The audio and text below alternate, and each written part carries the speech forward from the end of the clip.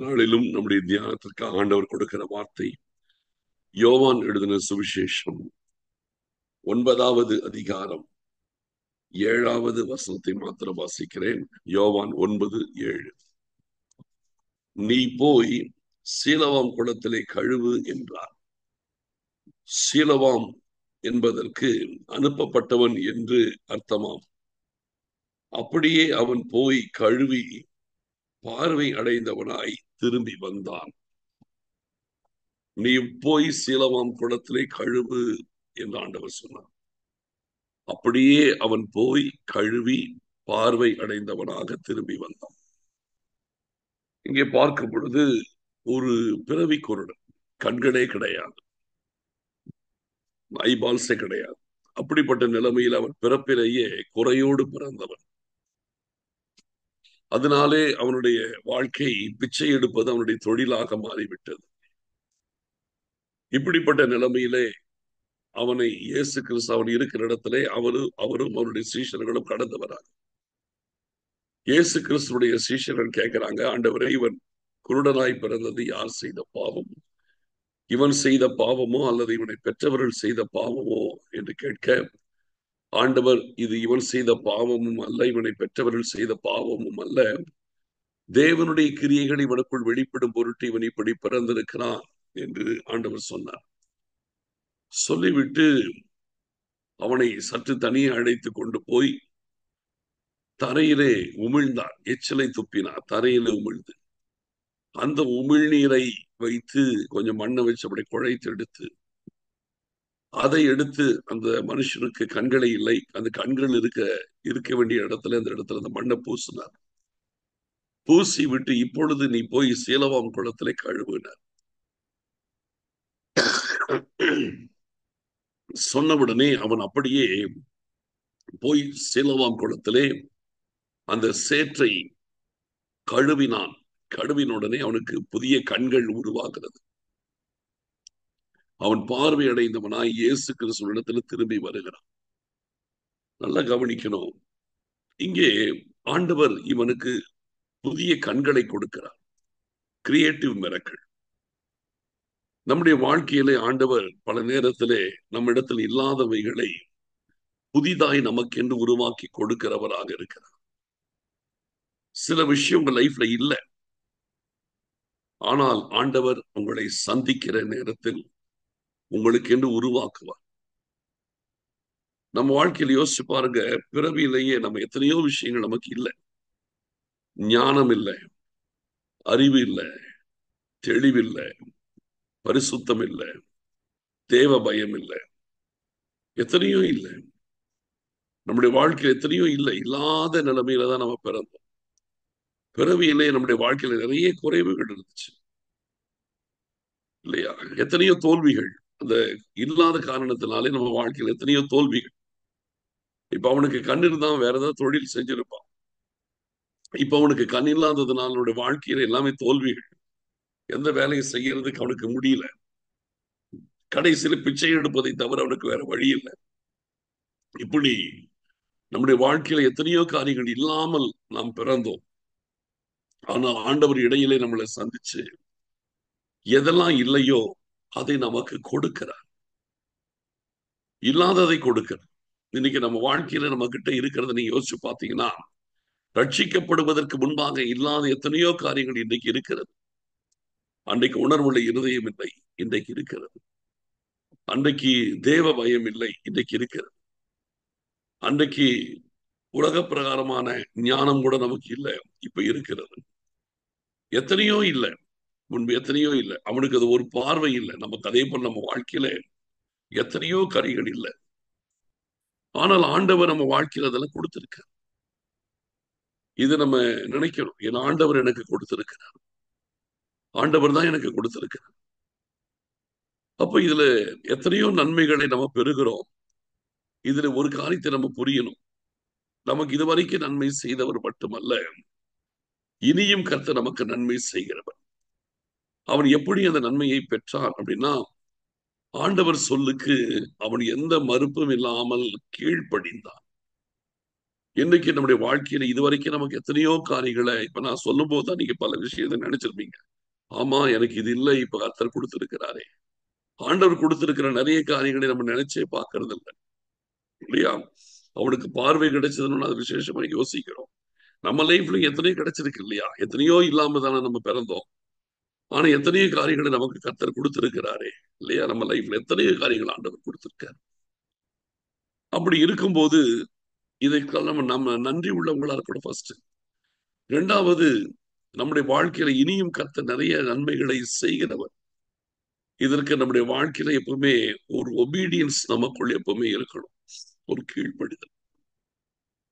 இப்ப அந்த மனுஷனுக்கு அவர் பார்வை கொடுத்தது இது பைபிள்லயே இது ஒரு தனித்தன்மை வாய்ந்த ஒரு சம்பவம். எத்தனையோ குருடர்களுக்கு ஆண்டவர் பார்வை கொடுத்திருக்கிறார். சில நேரத்தில் அசுத்த ஆவிகளால் குருடாக்கப்பட்டவர்கள் அந்த ஆவிகளை துரத்தும் பொழுது அவர் பார்வையடைந்தான் இருக்கு. சிலருக்கு பருதிமையை போன்றவர்களுக்கு இதே போலதான், பிறவியிலே குருடன் தான், கண்களை இல்லாமல் பிறந்தவன் தான். உன் விசுவாசத்தின்படி உனக்கு ஆக கடவுதுன்னு உடனே அவனுக்கு கண்கள் அப்படியே தோன்றும். ஃபெய்த் பேஸ்ல அவனுக்கு கண்களை கொடுப்பார். ஆனால் இந்த சம்பவத்துல பாத்தீங்கன்னா இது கொஞ்சம் வேற மாதிரி இருக்கு. தரையிலே உமிழுகிறார், அந்த உமிழ்நீரை எடுத்து மண்ணை குழைத்து சேராக்குகிறார், அதை எடுத்து அவன் கண்கள் இருக்கிற இடத்துல பூசுகிறார். இப்ப போய் நீ கழுவுகிறார், அவன் கழுவினான். அவன் எந்த இடத்திலேயுமே ஆண்டவர் தனக்கு சொன்ன காரியத்தை குறித்து யோசிக்கவும் இல்லை, கேள்வி கேட்கவும் இல்லை. அதை குறித்து அவன் ஒண்ணுமே நினைக்கல.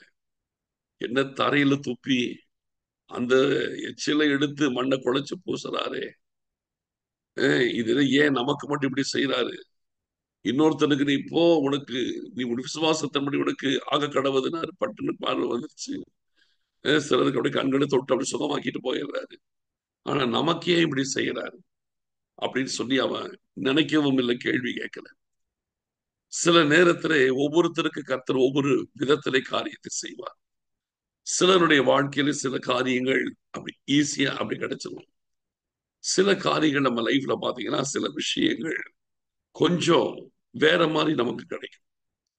ஆண்டவருடைய சமூகத்தில் ஆண்டவர் நமக்கு என்ன சொன்னாலும் சரி, நம்ம அப்படியே பிளைண்டா கீழ்ப்படியும், பிளைண்டா கீழ்ப்படியும். ஏன் எனக்கு வேற மாதிரி கர்த்தர் செய்யறாரு? ஆமா, அது அப்படிதான். நமக்குன்னு ஒரு பாதை அவர் வச்சிருக்காரு. ஒவ்வொருத்தருக்கும் ஒரு பாதை. அவங்களுக்கு செஞ்ச மாதிரி நமக்கு செய்யணும்னு அவசியம் கிடையாது. நமக்கு செய்யற மாதிரி இன்னொருத்தருக்கு செய்யணும்னு அவசியம் கிடையாது. ஒவ்வொருவருக்கு ஒவ்வொரு பாதையை கர்த்தர் நியமித்து வைத்திருக்கிறார். அந்தந்த விதத்திலே அவர்களை நடத்துகிறார். உங்களுக்கு கர்த்தரிடத்துல ஒரு பிரத்யேக திட்டம் இருக்கிறது. உங்களை நடத்துவதற்கென்று ஒரு பிரத்யேக பாதை இருக்கிறது. அந்த பாதை குறித்து நம்ம முறுமுறுக்க கூடாது. அந்த பாதை குறித்து நம்ம கேள்வி கேட்க கூடாது. அந்த பாதை குறித்து நம்முடைய வாழ்க்கையில எந்த ஒரு சலிப்பு வரக்கூடாது. என் ஆண்டவர் எனக்கென்று நியமித்த பாதையில் என்னை நடத்துகிறார். என் வாழ்க்கையில் அதற்கு நான் முழுவதும் கீழ்ப்படிந்து நடக்க வேண்டும் என்கிற உணர்வை தவிர வேறு எதுவுமே நம்ம வாழ்க்கையில வரக்கூடாது. ஆண்டவர் சொல்லுகிறதை கேட்டு அதற்கு கீழ்ப்படிந்து நம்ம செய்யும்போது ஆண்டவருடைய ஆசீர்வாதம் அவருடைய திட்டத்தின்படி நம்ம வாழ்க்கையில வந்து சேரும். அதனால இந்த நேரத்திலும் கூட ஆண்டவருடைய கரத்துல நம்ம ஏன் சோர்வடைகிற உலகத்துல அப்படின்னு கேட்டீங்கன்னா, நம்ம ஒண்ணு எதிர்பார்க்கிறோம், நம்ம நினைக்கிறபடி நமக்கு நடக்கணும்னு நினைக்கிறோம். ஆனா நம்ம நினைக்கிறபடி அது நமக்கு நடக்காமல் போகிறதுனாலே நிறைய பேர் சோர்ந்து போறோம். ஏன் எனக்கு இப்படி நடக்கல? இப்படிதான் நமக்கு நடக்கணும்னு ஆண்டவருடைய திட்டம் கிடையாது. ஒவ்வொருத்தருக்கு வேற வேற வழிகளை வைக்கிறார், இல்லையா? அப்ப அதனாலதான் நம்ம சோர்ந்து போறோம். ஏன் எனக்கு இப்படி நடக்கல? ஏன் எனக்கு இப்படி கிடைக்கல? அவங்களுக்கு கிடைச்சது ஏன் எனக்கு கிடைக்கல?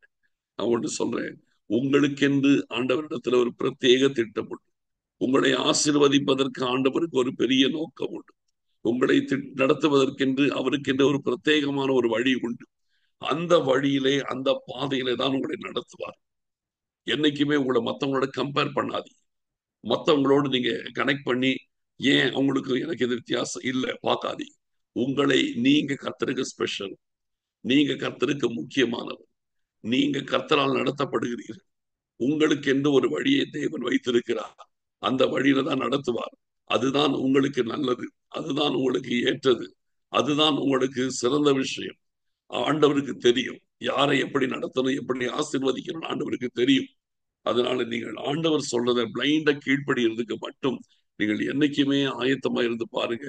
உங்களுக்கென்று நியமிக்கப்பட்டதெல்லாம் அந்தந்த நேரத்தில் உங்கள் வாழ்க்கையில வந்து சேர்ந்து விடும். இதுல பட்சபாதமே இல்லை. ஆண்டவர் நேர்த்தியாய் நடத்துவார், நேர்த்தியாய் நடத்துவார். அதனால் இந்த நாட்களிலும் தேவ பிள்ளைகளாகி நீங்களும் நானும் எப்பொழுதும் ஆண்டவருடைய சத்தத்திற்கு நாம் கீழ்ப்படினோம். அவர் எப்படி நடத்தினாலும் அதை ஏற்றுக்கொள்ள வேண்டும். அவர் நமக்கென்று வைத்திருக்கிற பாதையில் அவர் நம்ம எப்படி நடத்தினாலும் ஏற்றுக்கொள்ளும். ஏன் எனக்கு இப்படி சேர்த்து பூசி இப்படி கழுவ சொல்லி அனுப்புறீங்க ஏன் என்று கேள்வி கேட்கக்கூடாது இல்லையா? ஆண்டவர் உங்களை நடத்துகிற எந்த வழிகளையும் ஏற்றுக்கொள்ளுங்கள். அது உங்களுக்கு நிச்சயமாய் ஆசீர்வாதம், அது நிச்சயமாய் உங்களுக்கு மகிமை. அதுதான் உங்களுக்கு சிறந்தது என்று ஆண்டவருக்கு தெரியும். இப்ப நீங்க கொண்டிருக்கிற பாதை தான் சிறந்தது என்று ஆண்டவருக்கு தெரியும். இப்ப நீங்க நடத்தப்பட்டு கொண்டிருக்கிற பாதையில எந்த தவறும் நடக்கல. இதுதான் சரியான பாதை, இதுதான் சரியான வழி. இப்படித்தான் கர்த்தர் நம்மை நடத்துகிறார். ஒவ்வொருத்தருக்கும் ஒரு பாதை. அதனால உங்கள் வழிகளை குறித்து நீங்க மனமடிவடையக்கூடாது. உங்கள் பாதைகளை குறித்து நீங்க சோர்வடையக்கூடாது. நீங்கள் நடந்து வருகிற பாதைகளை குறித்து கேள்விகளை எழுப்பக்கூடாது. எல்லாமே ஆண்டவருக்கு தெரியும். அவருக்கு தெரியாதது ஒன்றுமே இல்லை. அதனால் இன்றைக்கு சொல்லுகிறேன், ஒவ்வொருவருக்கு என்ற பிரத்யேகமான திட்டத்தை வைத்து பிரத்யேகமான வழிகளிலே நடத்துகிற நம்முடைய ஆண்டவர் நம்மை நடத்துகிற வழிகளை மனப்பூர்வமாய் ஏற்றுக்கொண்டு சந்தோஷமாய் அவர் வழிகளிலே நடக்க பாருங்க. நிச்சயம் உங்கள் காரியங்கள் என்னைக்குமே ஜெயமா இருக்கும், ஆசீர்வாதமா இருக்கும். இரண்டாவது, மன சோர்வுகள் என்பது உங்களுக்கு வரவே வராது. நம்முடைய எதிர்பார்ப்பு தான் நம்மளை மன சோர்வுகள் கொண்டு போய் தள்ளிவிடுது. எதை எதிர்பார்க்காதீங்க, ஆண்டவர் நடத்திட்டு விடுங்க. ஆண்டவர்களை நடத்துகிற வழிகள் என்னைக்குமே செம்மையானது. கர்த்தர் பெரிய காரியங்களை செய்வார். நீங்கள் உங்கள் பரமபிதாவை நோக்கி வேண்டிக் கொள்வதற்கு முன்பதாகவே உங்களுக்கு இன்னது தேவை என்பதை அவர் அறிந்திருக்கிறார். அவர்களை நடத்தட்டும், விட்டு கொடுத்து விடுங்கள். கர்த்தர் பெரிய காரியங்களை உங்கள் வாழ்க்கையில செய்வார். இப்பொழுதும் நாம் கர்த்தரை நோக்கி பார்க்கலாம்.